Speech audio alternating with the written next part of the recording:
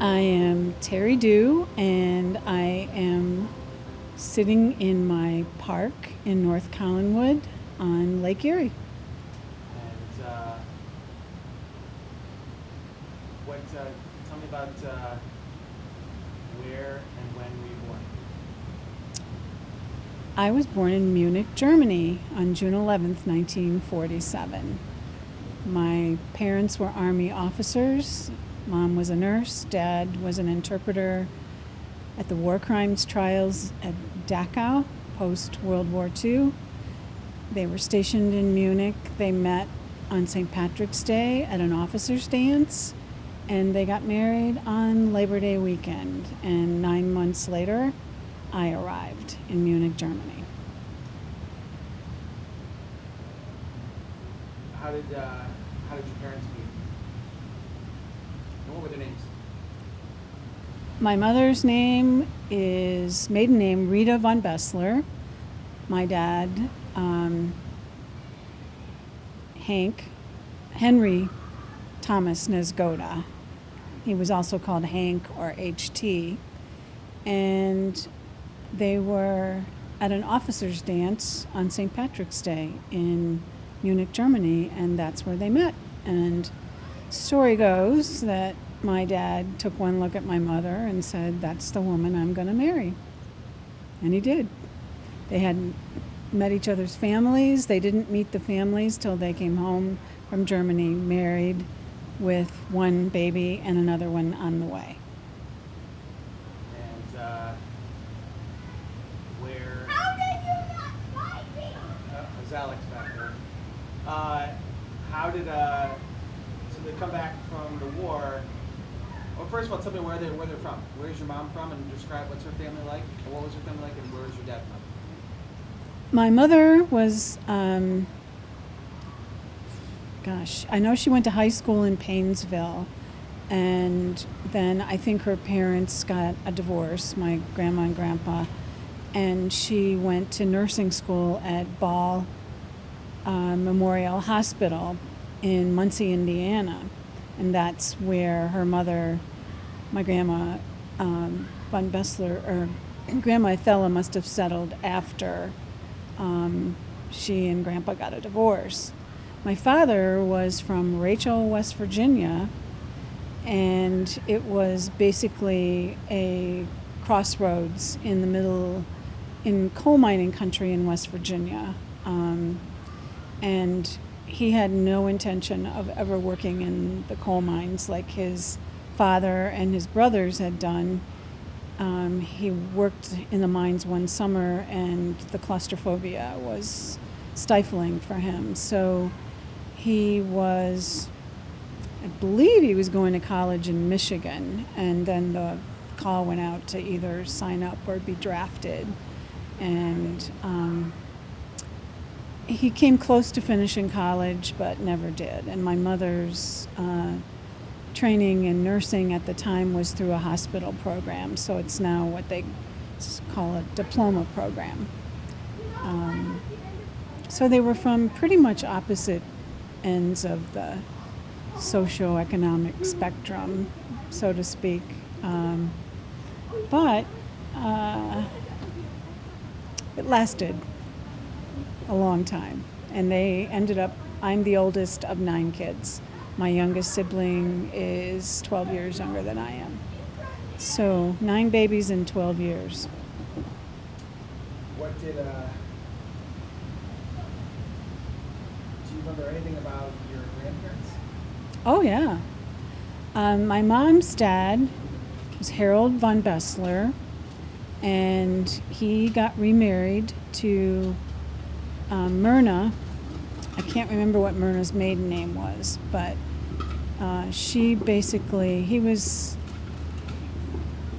drank too much, and Myrna was a Wisconsin farm girl, and she literally took care of him until he died at age 69 on my birthday, of all things, when I was a freshman in college.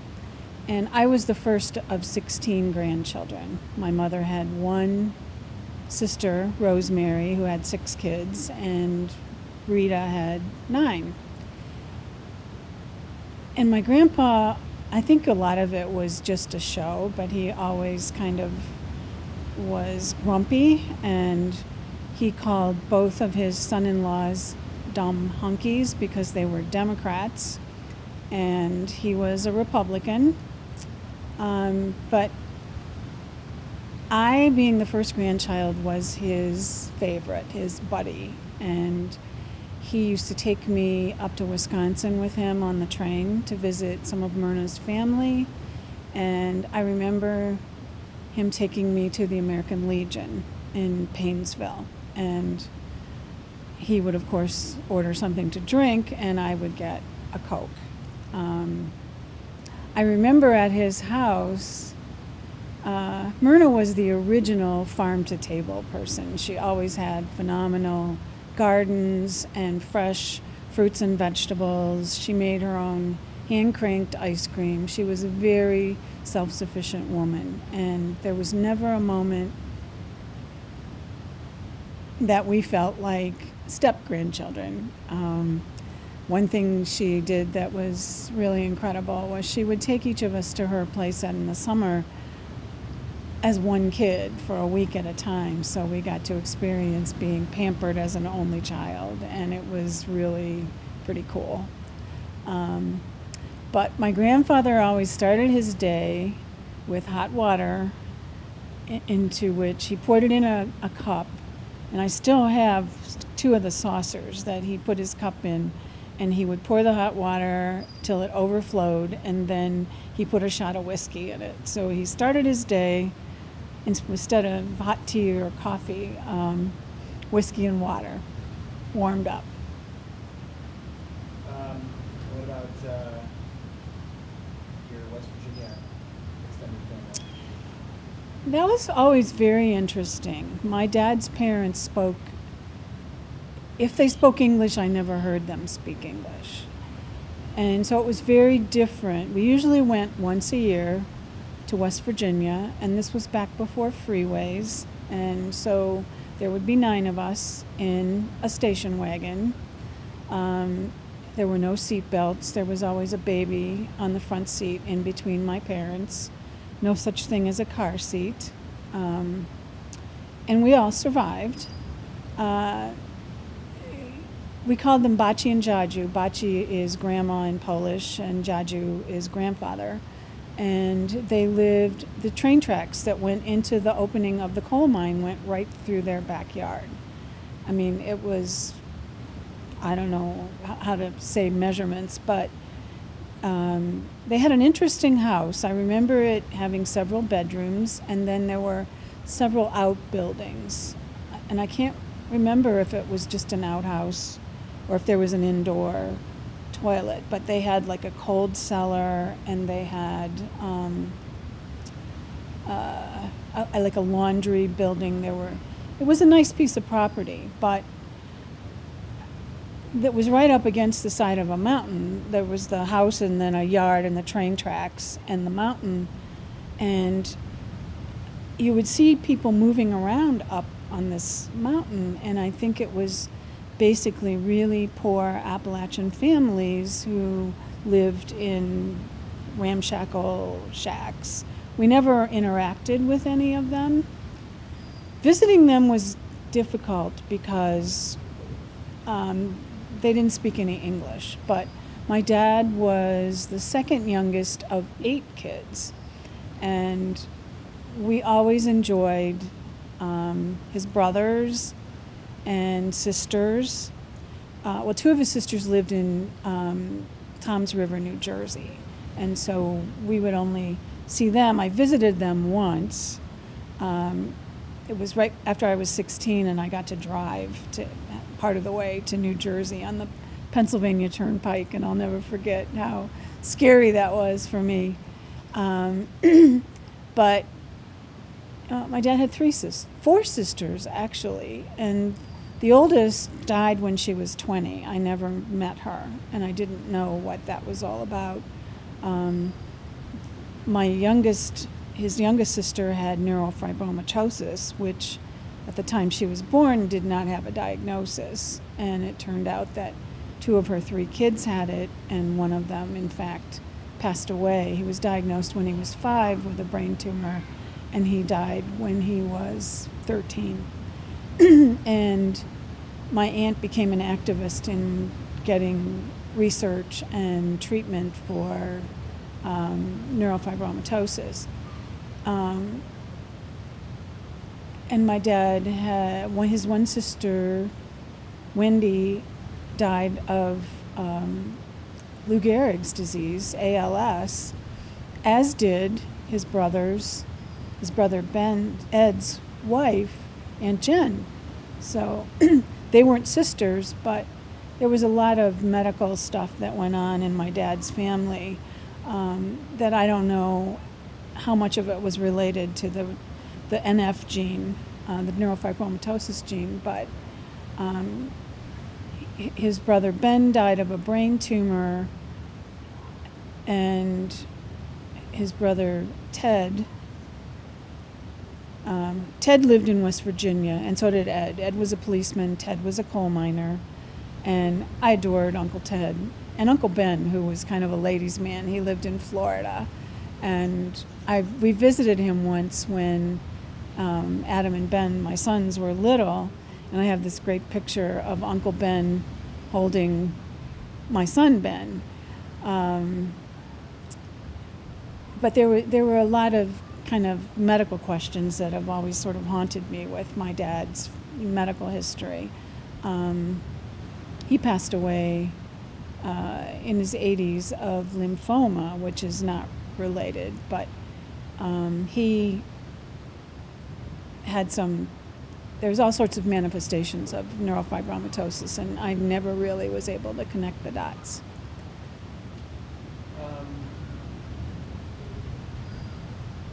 So did your grandparents on that side, your dad's parents, did they come to the United States and head to West Virginia? My brother Frank videoed both of my parents before they died, and some of that may be in that tape, but it's sad. There's so much of my family history that I don't know, especially on my dad's side.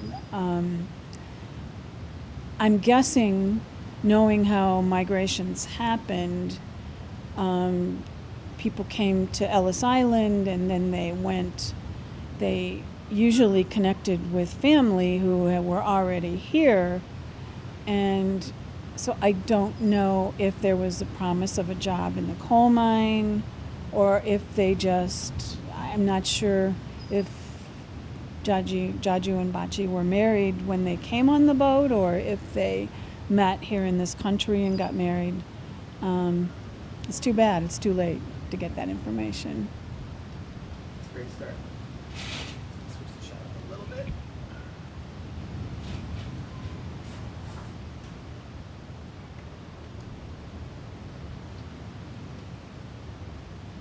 Am I supposed to look at you? Yeah, you should touch it. You're doing great.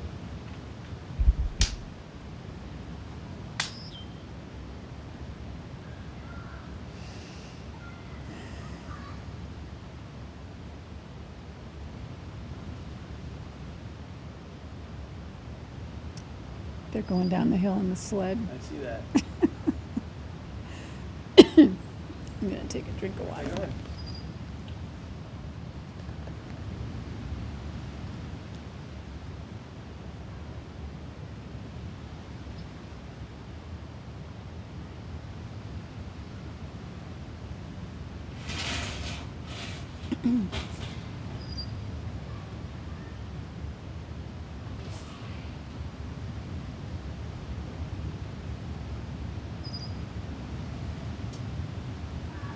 So, what do you remember about your childhood? How did you guys end up in Massachusetts? When we came back from Europe, we went both to Painesville and to Indiana. There's some really cool pictures of me with my mother's mother and her grandmother, my great-grandmother, Sauer, E- my grandmother's name was Ethella, and Jenny Maud Sauer was my great-grandmother. She was quite a character too. And so there's this great multi-generational picture of all of us in Grandma Ethella's house. And then Grandpa Vaughn was living in Painesville, so we went back there.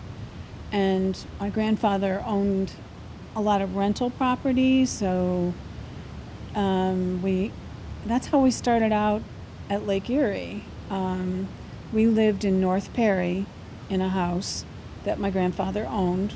I guess we rented it until I was 5, and my dad worked for Prudential Insurance, and he got transferred to Canton. So then we ended up in Massillon, Ohio, and I think we lived in like a housing development initially, Walnut Hills, that was for returning veterans and their families, but it was really kind of a very poor neighborhood. And then my parents bought this house on Amherst Road, which is where we all grew up in Massillon, close to St. Mary's School, where we all went, and close to the hospital. My mother could walk out the back door and down the block, and she was at work. She took 11 years off when she was a mom of babies, but then went back to work nights in the emergency room. So I don't remember her sleeping very much because she made breakfast, lunch, and dinner. We walked home from St. Mary's for lunch, went back for the afternoon. She made breakfast, lunch, and dinner every day and did 9 loads of laundry every day. Our connection to Lake Erie came because my grandfather had a house next door to the one that we lived in North Perry, and it was on basically where I am now, a club street, and we had a beach at the end of the road. You had to go down 98 steps to get to the beach, but it was a beautiful beach, and we stayed there every summer until I was 16. So my family had really fond memories of Lake Erie, and so when I got this place in 2000, it was a big hit. Even though it was a big step for me to leave Cleveland Heights, this is a great place to sort of spend my senior years and spend time with my family. So yeah, we all went to St. Mary's Grade School and Central Catholic High School in Canton. Back then, I think tuition was $200 a year, and we had jobs at St. Mary's too. And then by the time I was a senior, there were 4 of us, so there was a discount for every kid you had.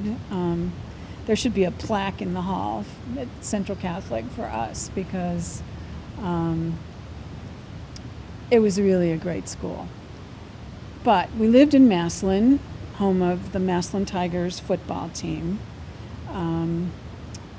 main rivals of the Canton McKinley Bulldogs, and Canton is the home of the Football Hall of Fame. So 3 of my brothers were born at Massillon City Hospital, which had a tradition until only recently when, unfortunately, it became a corporate hospital, when all little boys went home with a football because they started you early to be a football player in that town. And we spent our entire weekends in the fall.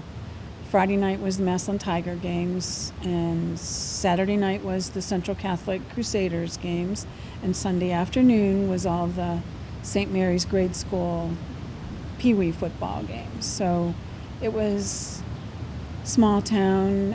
Republic Steel was the main source of income for a lot of people, and it doesn't exist anymore. So the town has survived. It's still, you can drive down some streets and everything looks the same. So it hasn't fallen into decay, but I'm very happy I came to Cleveland to go to college and stayed here. some of your sisters stayed, right? You guys all spread Oh, out, yeah, yeah, right? You guys yeah. scattered across the country to Texas. And, I have 4 brothers in Texas. Frank was the first one to go, and I know exactly when he went because your dad and I bought a house on Scarborough in 1977. You were 2 years old, and Frank helped us move and then got in his car and went down to Dallas and ultimately met his wife, who is the love of his life to this day. And several of his friends from Central Catholic followed him and still live there. My youngest brother, Mark, ended up in Dallas. Brother Duke, his wife, Vicky, had family in Houston, so they went to Houston. And Vaughn is now, I believe, in Houston. My youngest sister, Julie, lives here in Cleveland Heights. And then my other 3 sisters, Nikki, Steffi, and Sheila, are all in the Maslin area.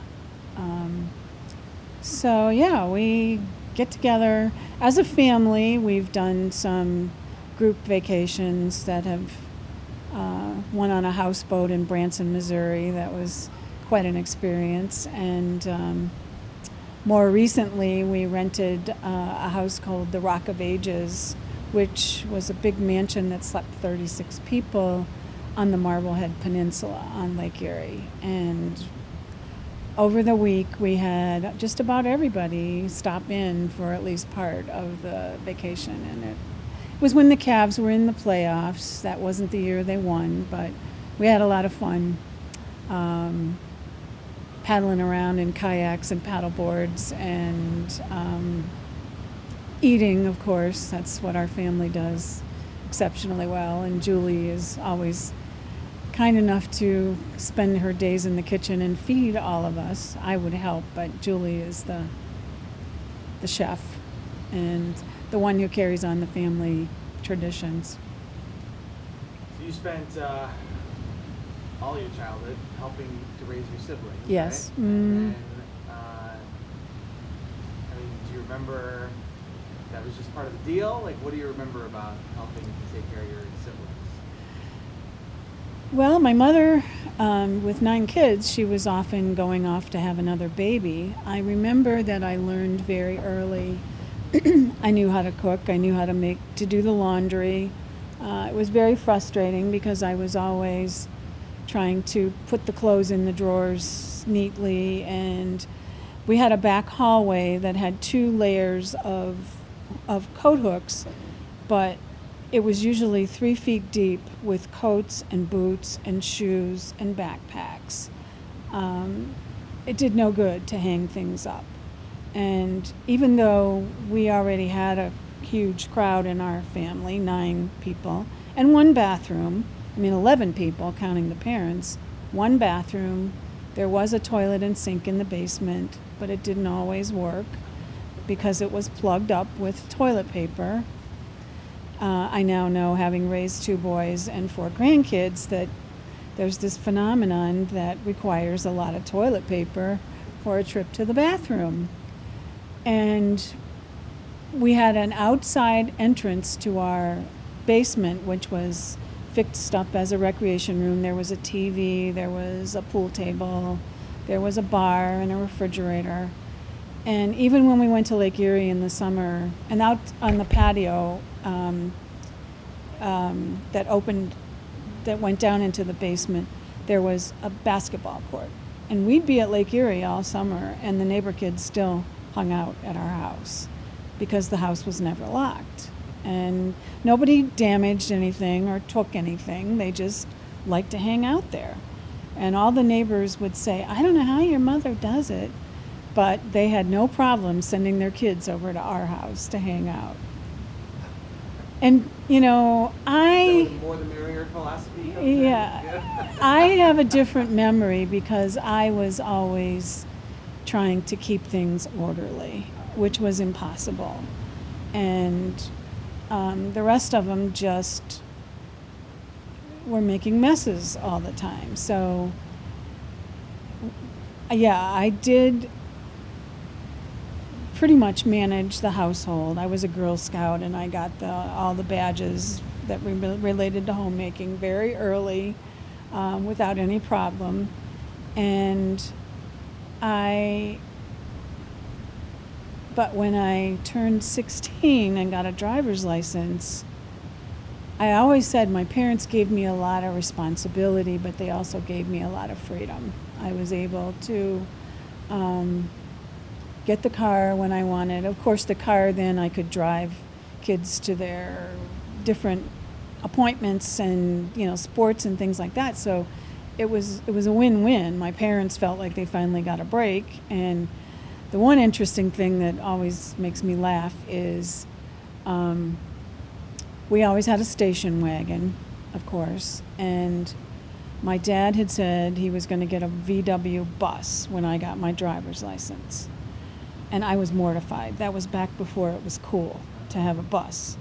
I mean, a couple years later, I would have been happy to have a Volkswagen bus, but I wasn't a hippie yet. So, and my dad drove up in a red Ford Mustang convertible. And I was like, oh my God. I couldn't believe it. That is the most impractical car for a family of 11. But I mean, I think that was his way of saying, we appreciate everything you've done. And my friend Trisha had a red, what do you want to say, Thunderbird convertible. So this wasn't quite a Thunderbird, but it was still pretty cool to drive around in that car. And my dad was a businessman. He was an insurance man. So, you usually in business need a decent car to meet with clients and stuff. So it served its purpose, but it definitely was not the family car.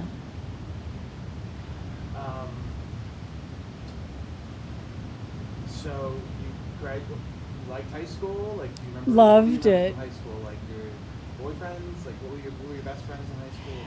Oh, the thing, when I started to talk about Maslin, Central Catholic, when I was there, was what called co-institutional.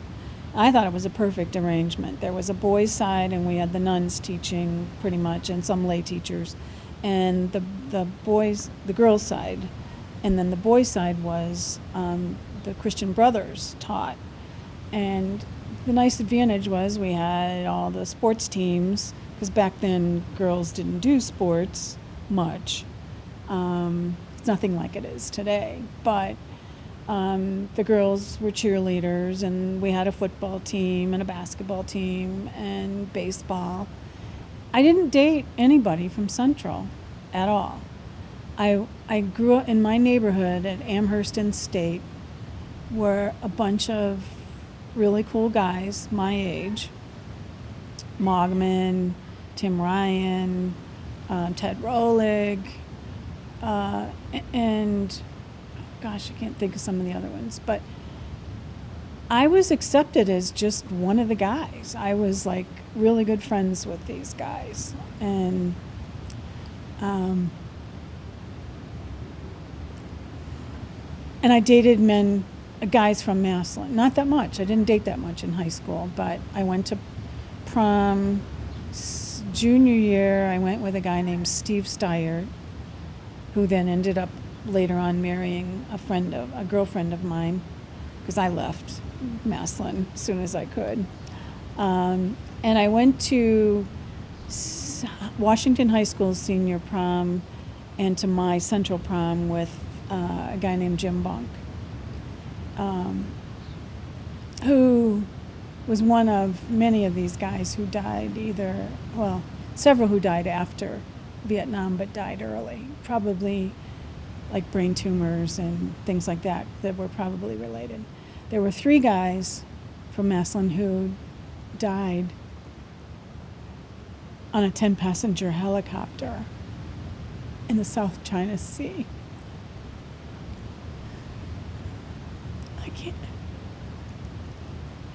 And it made Life magazine. It was such a big deal.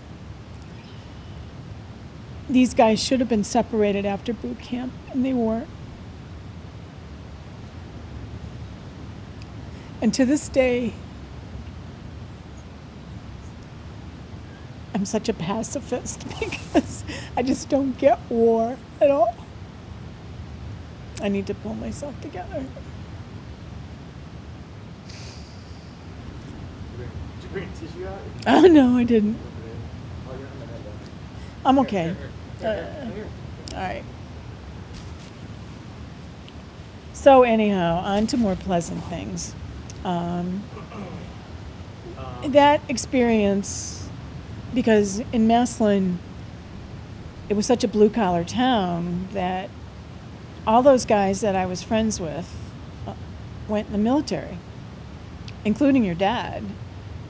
He was sort of peripheral to that group. He hung around, but he actually hung out with my sister Nikki for a while before he went in the service. Nikki was a little more of a mover than I was, and but your dad and Bob Moggeman, who I was a very close friend, went into the Navy as buddies. So that was what all these guys did, was go into the service and go to Vietnam. They decided they better choose.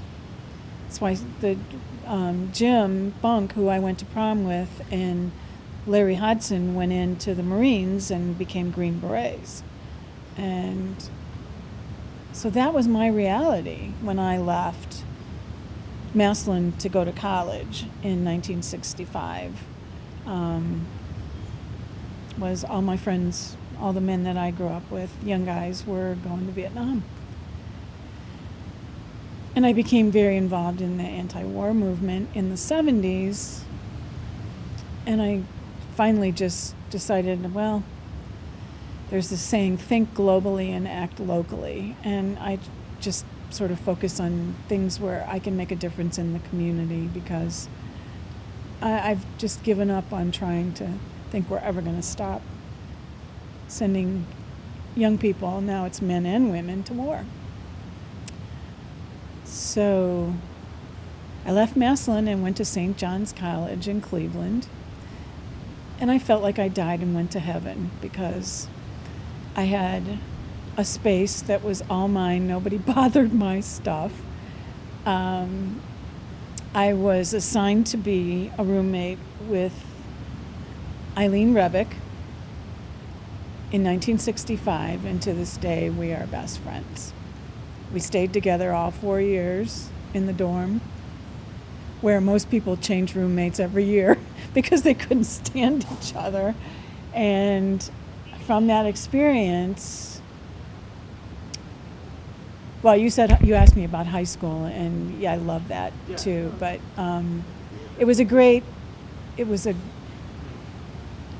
I had teachers that to this day I remember. And I have people I'm still connected to from high school, but there's a group of 6 of us that went to college together that get together more and more the older we get.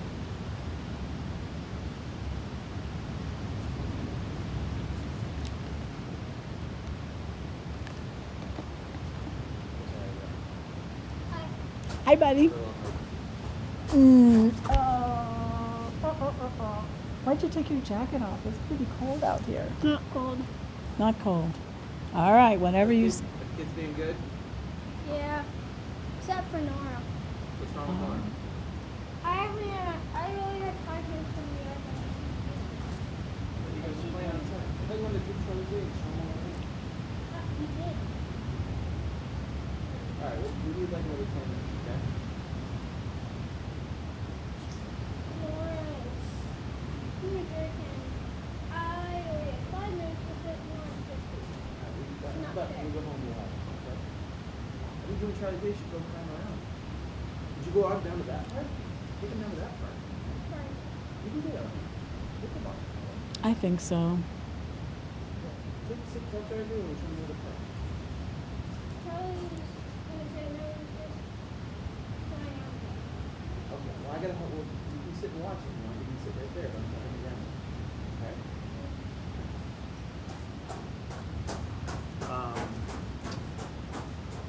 Yeah, I think we got high school covered pretty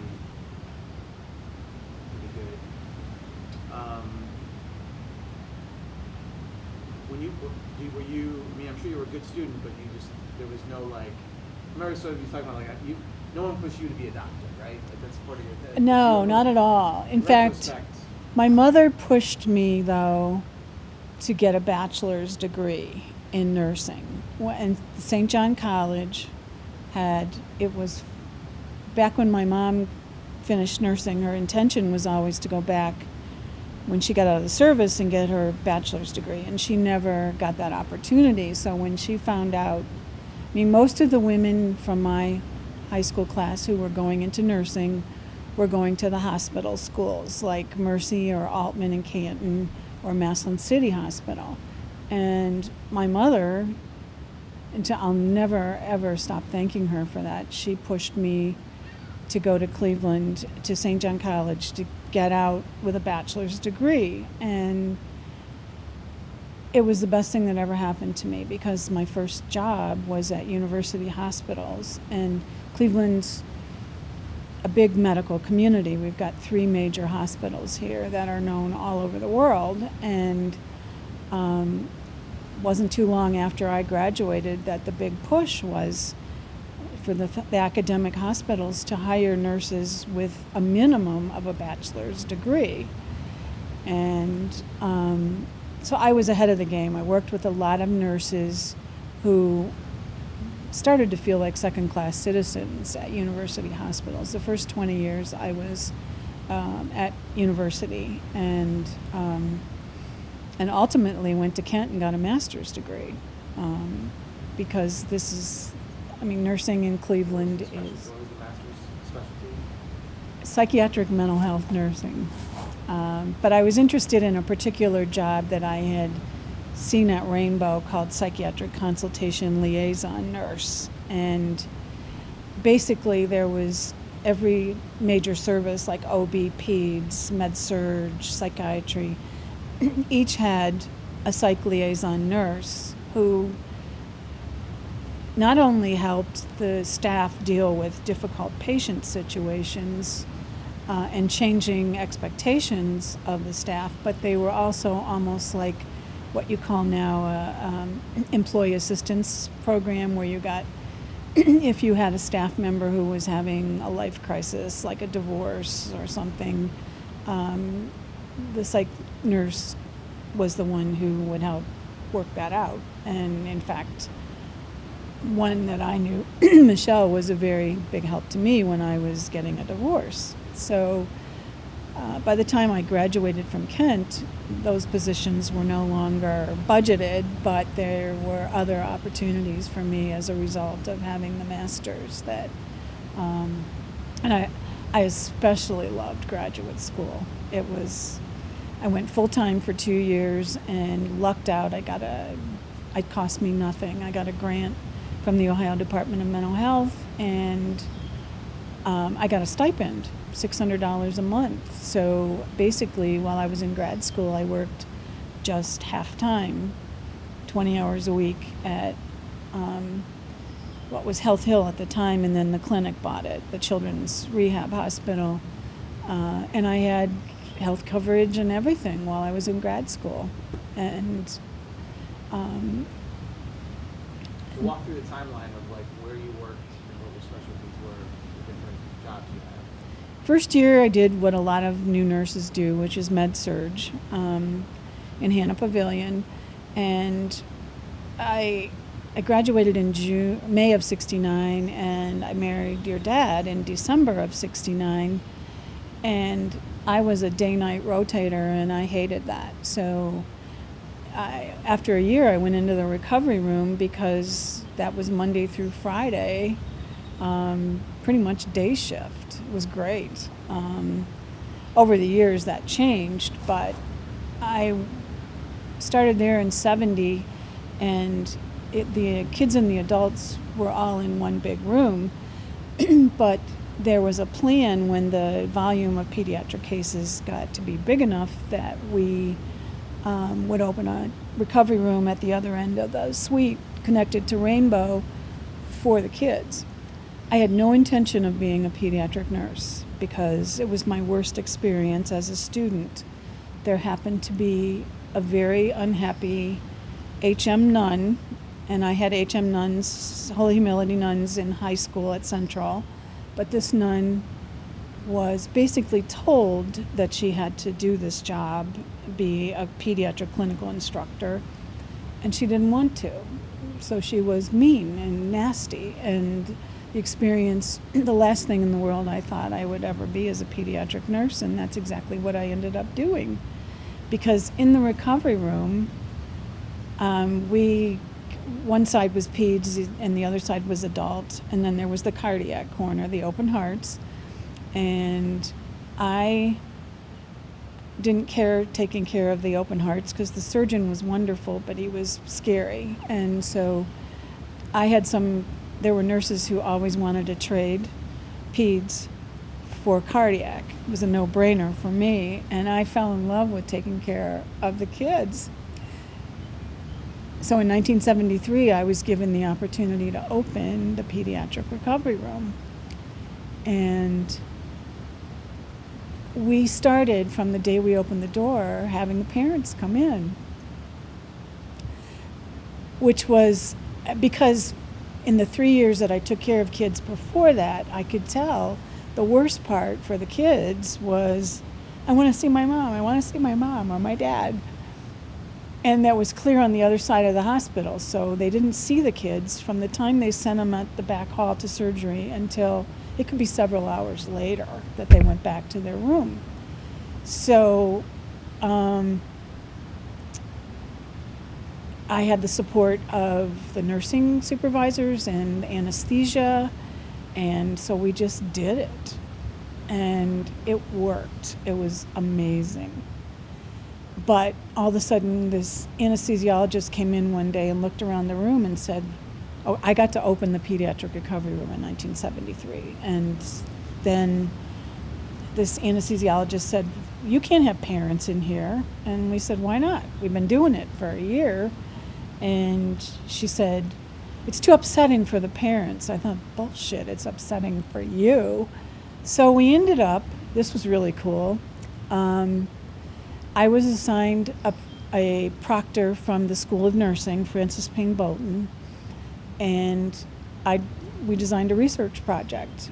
And I wasn't a student, but this is just the way UH worked. They had a connection with the School of Medicine, the School of Nursing, and the School of Dentistry. It was called the Experiment in Nursing. And I conducted a research project. We had to go through the Investigational Review Board, the IRB, and we basically polled, we got, the study was called Parents' Reactions to Visiting in the Recovery Room, which got published in a national journal. And I took it to 2 national meetings. The whole concept was, to me it was common sense, but it just was like, wow. We were taking phone calls from people. Philadelphia Children's, the top children's hospital in the country. Nobody was doing it. And I just, just sort of serendipitously said, this just makes sense. That's all it took was this instinct. So anyhow, I did that for I was in the recovery room total of 17 years, and then... Was it known as Rainbow then? Was it always Rainbow? Oh, yeah. My recovery room was actually part of the operating room, but Rainbow used our program as a marketing tool. And eventually my sister Julie came to Rainbow to do her pediatric residency. She graduated from Ohio State Medical School. And at the time we looked, there's 9 years between us, but we looked very much alike. Long hair and big glasses. And the hospital, because the patients and families would get us mixed up. Oh my gosh. Yeah, birds chasing, little tiny birds just like, Teaching. It's a hawk teaching its baby. No, I think it's a little red wing chasing that hawk away from its nest. Oh, because I've actually seen a hawk out with a baby following it, Oh, yeah? teach out over that way, teaching them how. I think that was being chased by a Yeah, you're right. You're right. But anyhow, And I you encouraged Julie to.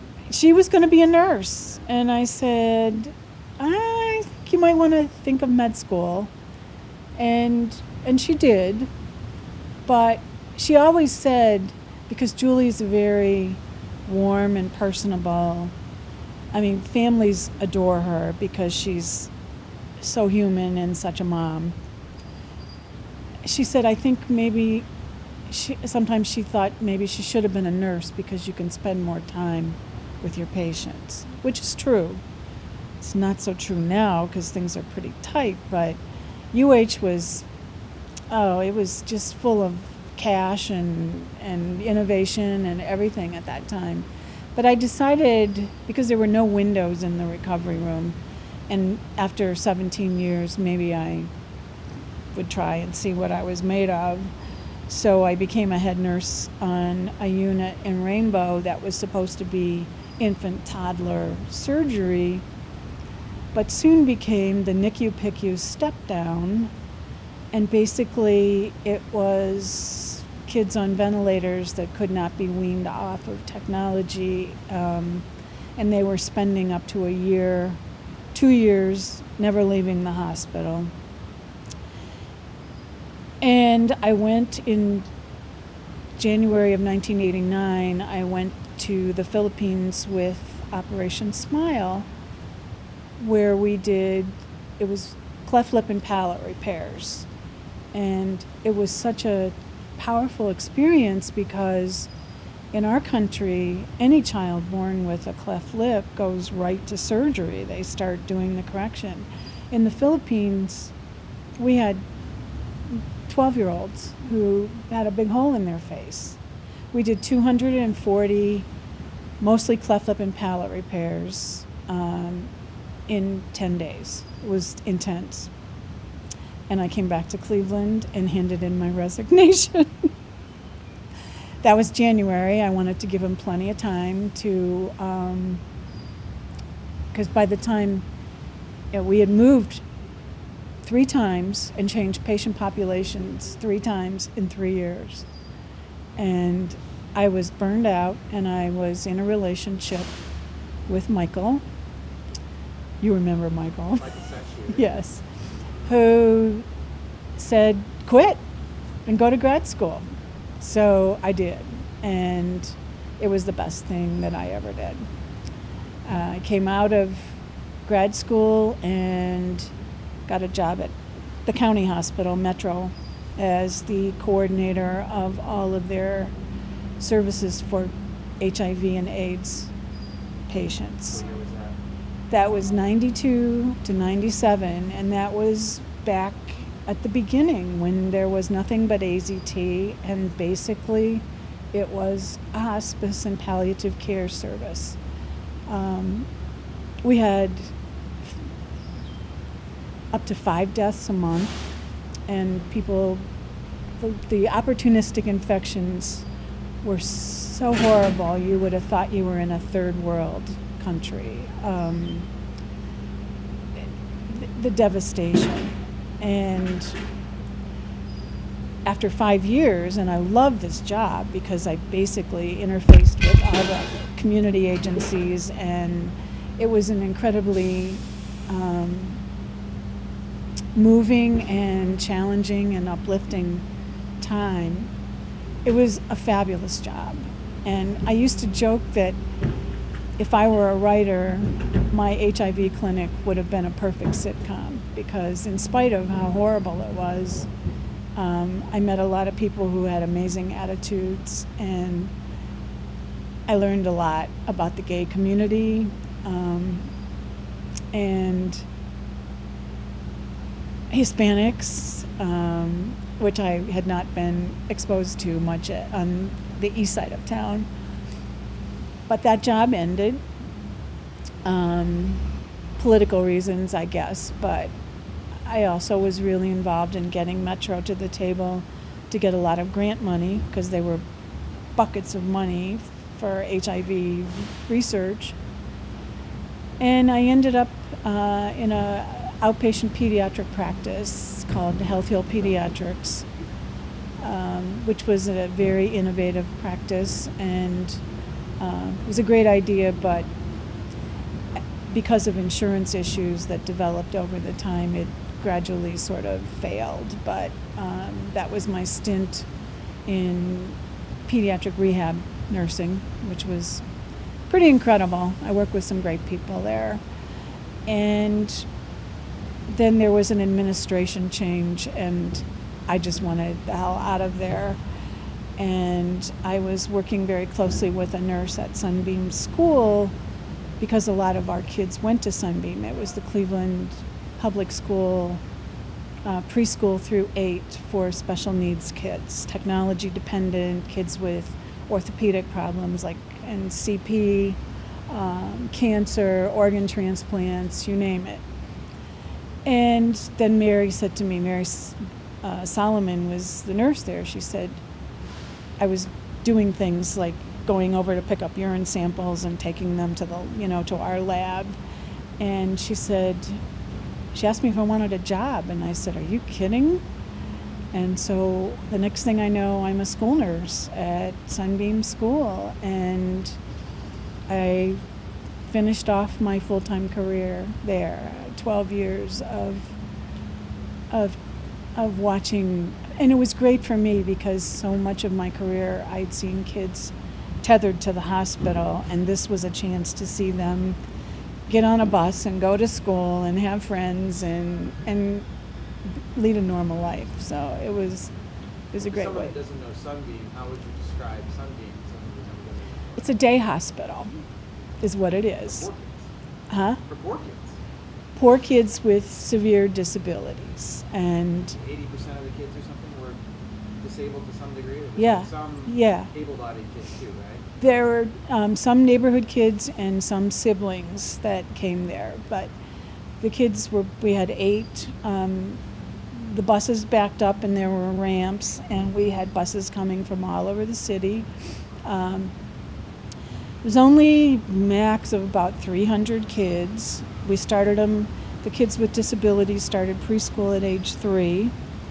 And so we had special ed preschool, and there were 2 nurses there. I mean, a lot of nurses had to cover 5 schools, but this school had 2 nurses. It has a therapeutic pool, a therapy pool. It's an old building, and it's about to be replaced with a brand new state-of-the-art facility. But I mean, we had several kids in my 12 years there who didn't survive. But many kids have gone on to high school, and I see them at Wade Oval, or I see an article about them in the Achievement Center newsletter. It was really my dream job. It was like everything I ever did sort of culminated in that place. It was hard work. I mean, we had kids that got meds and treatments. We had tracheostomies. We gave a lot of kids who got fed through a tube in their stomach, a G-tube. Kids who had to leave early to go get dialysis 3 times a week. Very complicated kids and families. And it was tough sometimes because some of the kids didn't get the follow-up that they needed, and we had to be the bad cop, which was the challenge of that, the hard part of it. We'll circle back to your kids, but just to sort of like, what's your philosophy with your retirement now? You know, here we are in 2018. You seem to be enjoying life. Like, what are the things you like to do, and what's your take on retirement? Well, there are so many people that say, oh, I would be so bored if I was retired. I don't have enough time to do all the things that I want to do. A lot of friends my age will say, well, why don't you be a redcoat, which is the people who, work at the cultural events at Playhouse Square to, show people to their seats. or be an usher at the orchestra. And I said, I've been taking care of people my whole life, and I just want to buy a seat and sit there and enjoy it. So I subscribed to the orchestra, and it was the Playhouse, now Dobama. I'm a cultured junkie. I go to art galleries and art openings and art events. Poetry slams. Yeah, I mean, Cleveland is just such a rich place to enjoy a retirement because the cost of living here is affordable. I was interviewed on national TV one time about being a single woman in retirement, and I am one of the lucky ones because I had no idea when I took the job as a school nurse that I would be getting a teacher's retirement pension, which the 5 years I spent at the county hospital was also a federal pension. So it ended up with two pots of money. Most people who work in the federal or the public retirement don't get Social Security, but I also had 29 years in Social Security, so I have an unusually comfortable retirement, and I owe it to the fact that I ended up leaving the clinic to take the teaching or the job with the school system. And the nurse I was working with, when she said, "How much are you going to make at this new job?" And I said, "I have no idea." But I was so miserable at that job at Children's Rehab that I said, "I just have to get out here." And I did take a pay cut, and I went. I ended up working for a pediatric hospice for a while, but that was too tough for me. But eventually I worked my way up, and I ended up retiring at 65, and they had a buyout, so they paid me $25,000 to leave, and I got $13,000 from my unused sick time. So given that I hadn't saved anything up to that point, I had a little bit of mad money. And I fully retired for 2 years, and I started one of my favorite things is the music study group, which is the orchestra program for that particular week. It's an hour and a half class that presents the music and the composer and the special guests, and I've done it ever since I retired in 2012. That's during the orchestra season, and there are several college courses. I mean, in Cleveland, seniors can audit just about any university course they want to. And so far, I haven't had time to do that. But I've been, after 2 years of retirement, I was asked to come back to a charter school called Stepstone Academy to be their school nurse 1 day a week. And so I did that starting in 2014, and this year going back I'll be my 5th year. But it's been enjoyable, and the extra money comes in handy for doing things that I hadn't really planned on doing. All right, so what do you remember about finding out you were Pregnant? the first time? Well, we actually got married because we thought I was pregnant. Well, I mean, yeah. And where did you meet Mark Dew? I knew Mark Dew from home. I mean, he was part of the neighborhood crew of guys, and I just knew him casually. He went in the Navy with Mogaman, who was a really good friend of mine. They went in on the buddy system, but they, as it was supposed to happen, they were separated afterwards. And your dad was on an aircraft carrier as a sonarman, and Mogaman ended up on a minesweeper, like right out of what's that one movie? Apocalypse Now. Yes, like that.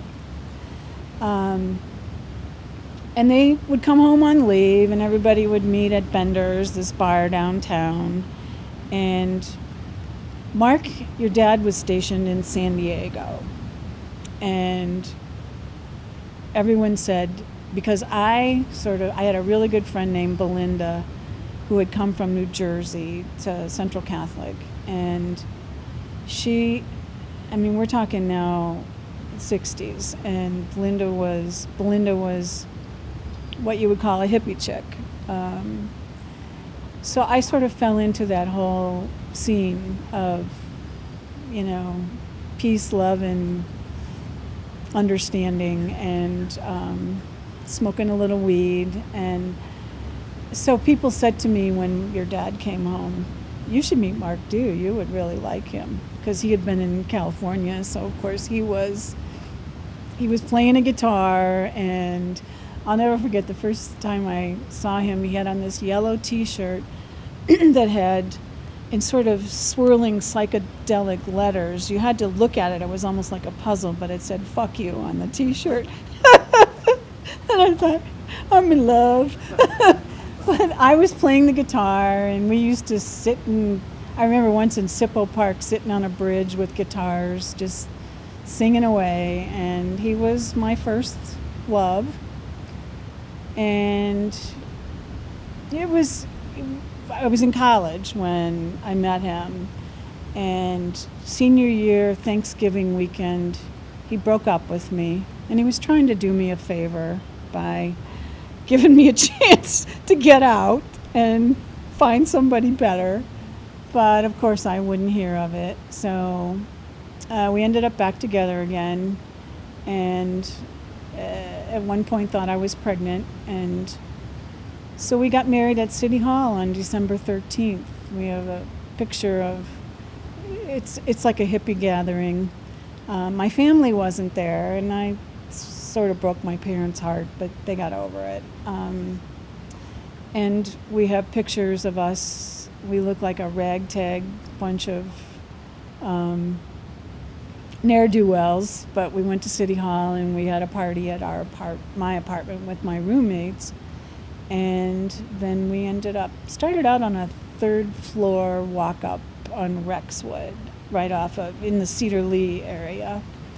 And after about a year or so there, we ended up in this really nice duplex in the Mayfield Triangle, which at that point was a real hippie gathering place.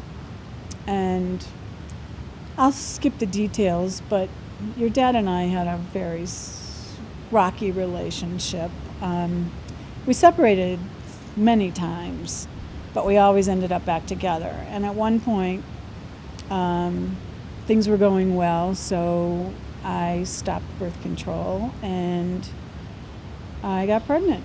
And for the longest time, I didn't think I wanted any kids. You separated several times before you had me. Mm-hmm. Oh, wow. Yeah. Yeah. I would say I was done, but I wasn't. And I really believed in the whole till death do us part stuff for a long time. And my family kept bugging us, well, when are you going to have a baby? And honestly, we went to Europe twice, once on our own dime for 3 weeks, and did 5 cities, and that was a lot of fun. Then I won a trip to Innsbruck, Austria to go skiing, so less than a year later we went back to Europe. And then in and out of there, we would split up.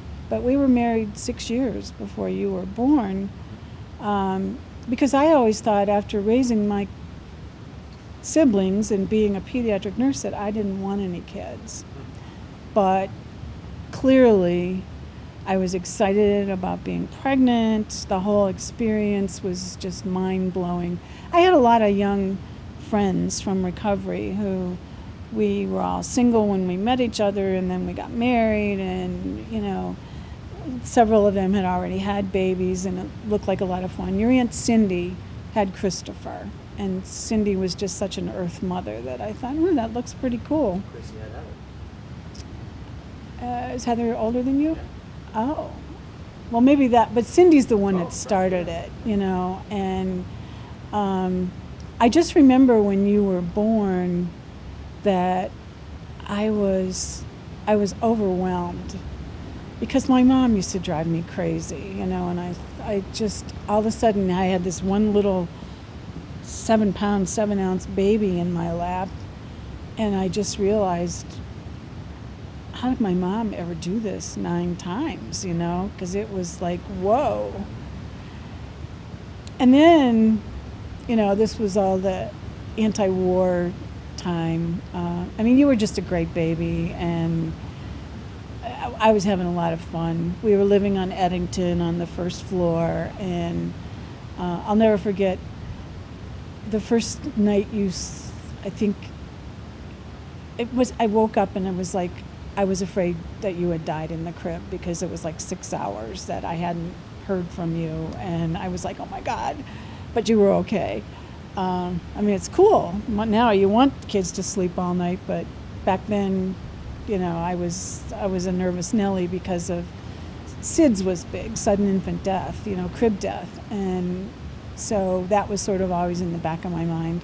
A lot of things were in the back of my mind because I've been a rainbow for 6 years, and I just decided to just rely on my own instincts. And you were easy, and your dad was just, it was like one of the best times in our relationship because I think he was a real proud papa. I'll never forget, he brought his friend Joe from downtown. They worked in retail downtown, and I remember the two of them standing there looking at you through the nursery window, and he was just so proud. And and you had 2 cousins, Christopher and Heather, and the family gatherings the Dew family gatherings to this day are fun, but they were always fun. So I think about the 2 best years in our relationship was when your first and second year. So much so that we decided, well, let's have another one. This is so good.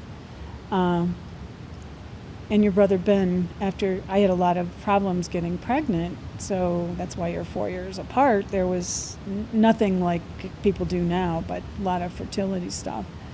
And of course, at the end of my pregnancy with Ben, it was like the worst of our relationship. And I pretty much knew after Ben was born that this wasn't going to last.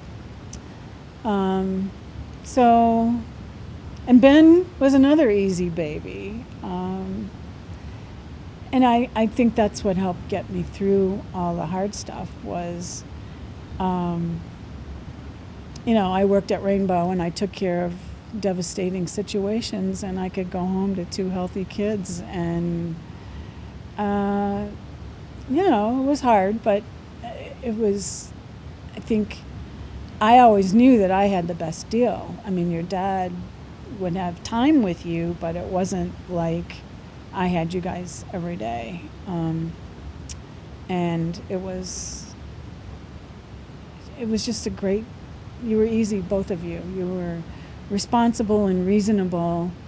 I remember once you said to me, because your friend Nick Hudson was always grounded for some reason, you said, how come I never get grounded? And I said, well, I had this philosophy, this get out of jail free for the first infraction, but the understanding being if there was a second occurrence that there would be consequences. And I said, you guys usually, kind of bought that. And I may have been oblivious to a lot of things. I wasn't a helicopter parent, and Very much. Ben a little more than me. yeah, well, then Michael had come on the scene, and He took the brunt. so I know that was Well, how'd you end up in Scarborough? I spent that summer looking with you on my hip. Your dad never saw the house till after we bought it. He was too busy hanging out at Bob's place, and I was determined, you were too, We were living in a house with 3 floors, and the backyard was very small, and people were parking in the yard, and it was muddy, and there was no playgrounds around, and I just decided that I wanted to have a house.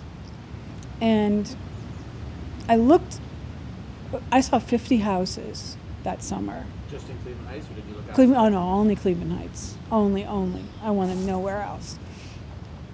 And my friend Kathy Opasker and her husband had gotten a house on East Fairfax, really cute house for like $25,000. So that's what I was hoping to find. And I looked in the Coventry area. And Coventry Village, like yeah. And I wasn't, there was just something about the house on Scarborough. And it was 3 doors from Fairfax Playground School. You guys walked out the front door, turned right, never had to cross the street. You walked to the grade school. I mean, I loved the location. Cedar Lee wasn't as hot as Coventry at that time. I really wanted to live in the Coventry neighborhood. But in retrospect, I was so glad that I ended up on Scarborough. And I loved that house. I mean, it had a lot of kind of ghastly, the wallpaper in the living room was horrible, and there was carpet, which I took up, and the kitchen I thought it was kind of quirky, funny. I liked the kitchen, but that house, even though it only had 1 full bathroom, it was just, I always loved that house. Loved it. And the only reason I left it was because this house by the lake came up, and such a great move for me because it's got a first floor with a bedroom and a bathroom. If I can't make the steps at some point, I figure I can die here. And it's just such a great,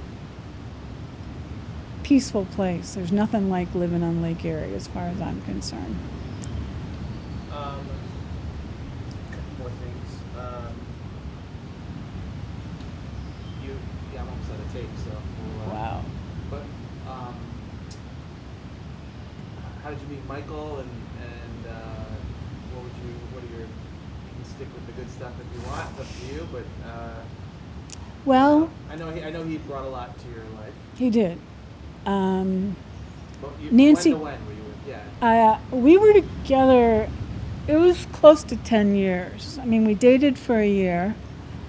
Nancy Dietrich was a running buddy of his, and she set it up. At the time, there was this nuclear-free zone campaign going on in Cleveland Heights, and I went to a meeting, and Nancy went to a meeting and pointed me out, and he came up, and I signed up to work at the library, recruiting, getting signatures, and he signed up. I met him at the Cleveland Heights Library because I thought it was just serendipitous that he signed up to work with me, but I was fascinated with him, and we started dating. And then when we were at my house and with another couple, I can't even remember who it was, and Michael said, I have an announcement to make. And he said, I'm moving in with Teri. And I'm like, what? We hadn't even discussed it. And so the next thing I know, he's moving in, and he was a very challenging person to be with, but I think he made me a better person. He was a psychologist, and I learned a lot from him about interacting with people. And I was a caregiver for my family way too long, and he gave me permission to back out of that. He was so generous in every way. I mean, he bought me beautiful gifts. He bought me my first bicycle. He got me biking.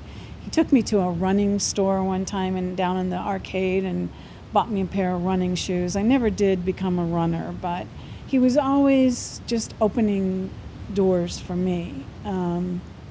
And we traveled everywhere: California, Vail, Florida, New York City, Bar Harbor, Maine.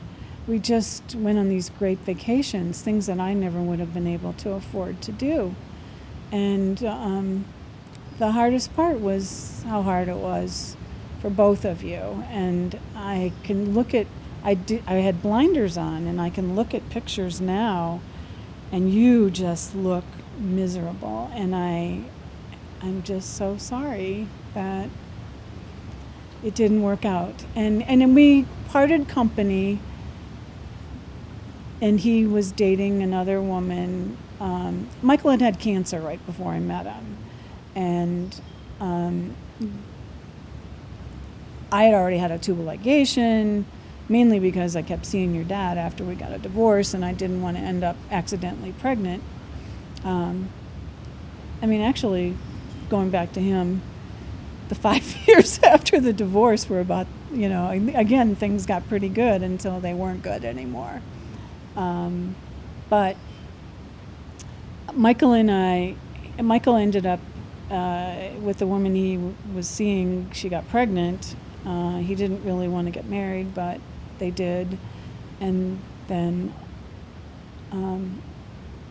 all the treatment he had for his cancer destroyed his organs, and he died in 2010. The thing that haunts me is when we were struggling with breaking up, he said, "I'm afraid if I break up with you, I'll get sick again." Because I came into his life a year after he had cancer. And he was a very anxious Jewish man, and I was, as he called me, a Midwest repressed Catholic. And he was a neurotic New York Jew. We were not a match made in heaven, but in retrospect, I can say that he came into my life at a time when it was really, it just meant a lot to me. And so I spent a lot of time with him. Well, there was another medical crisis where he almost lost his leg. He got that flesh-eating virus or whatever it was, bacteria. And his wife called me, and as soon as Michael came out of the coma, he told her to call me. He saw me. He told me once that I was the most grounded person he'd ever met. And, I think I fulfilled as much a part for him as he did for me. And then when he spent the last 6 months of his life in different intensive cares at the Cleveland Clinic. But to his wife's credit, she had me on the visitors list because I spent a lot of time with him. I was retired then, or no, I wasn't yet, but it was in summer and I had summers off. So I sat with him a lot of hours, and he really wanted the full court press because he had a 13-year-old son. And I remember your brother said once, "Max is really lucky that Michael lived with us first," because Michael, even though he was a family therapist, I think he learned a lot about family life by living with us. And you guys paid the price. And the breakup came when you left to go to Northwestern. I think the next day. Because, well, no, it was that summer because, Basically. Michael, Ben was a lot more vulnerable than you were. And I didn't think I thought the pressure would kill Ben. So I just decided I wasn't going to fight that battle anymore. And we stayed friends, I'm friends with your dad. I don't know how people can part company when they've got so much connection and hate each other's guts. That just seems such a waste of emotion and energy and all that kind of stuff. You have any parting words or questions? Well, I wanted to hear what you think about your grandkids. Oh my God. It's the best. It's the best. I know you wanted to be first because you're the older brother, but then your brother pulled a surprise. But they're just a lot of fun, and they're great kids. You always worry that at some point are we going to get our turn to have, a problem child. But I've worked with a lot of kids with severe behavior issues, and these kids they're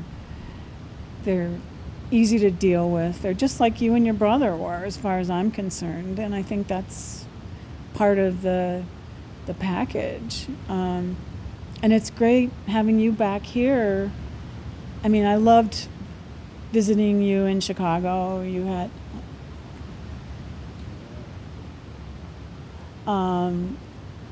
but having you all in Cleveland Heights and having your kids at the Heights schools, and I'll tell you, I always thought I was a boy person, but Nora is just such a gift. Just to have that experience of a female child. And I love that the kids are all skiers, except maybe Alex isn't. I don't know. He likes Florida. He likes Florida. He doesn't like the cold so much, but he likes to see. He does. Okay. But they're growing up so fast. I mean, it just makes me realize, how fast it went with you guys. And I remember telling parents when they would say, oh, I wish this kid would just, and I said, be careful, because they're going to be gone before you know it. And, Mason's already almost 14, and Ben's talking about him driving a car, and Henry's going to middle school, and Alex is no longer this hot dude in kindergarten. He's going to be a first grader.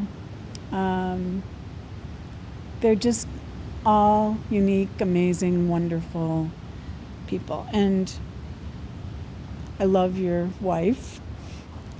I think she's the perfect daughter-in-law, the perfect mom. I like the way the two of you are together.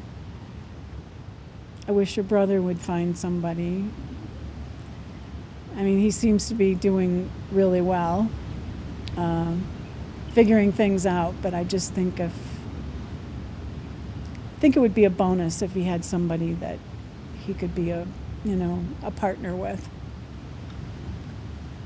If we do show this down the road sometime after you're gone, if we do show this at some point to go back and look at it, Oh, is there any sort of Oh, yeah. just sort of looking back? I mean, my brother Frank interviewed both of my parents, and it's really valuable to have that.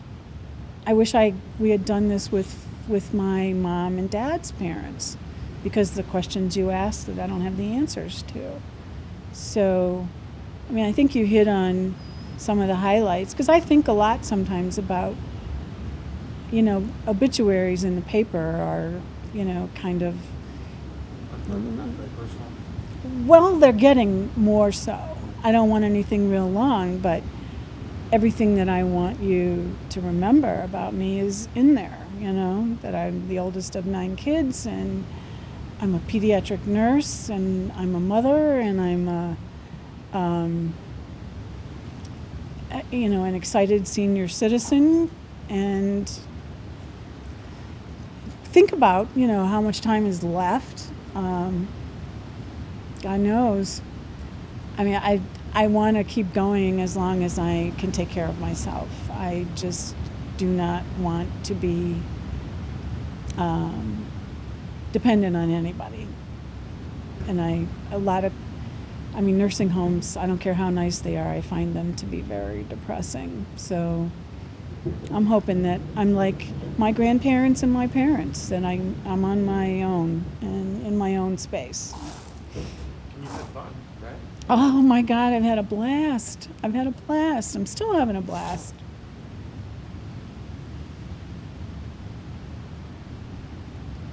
Are we done?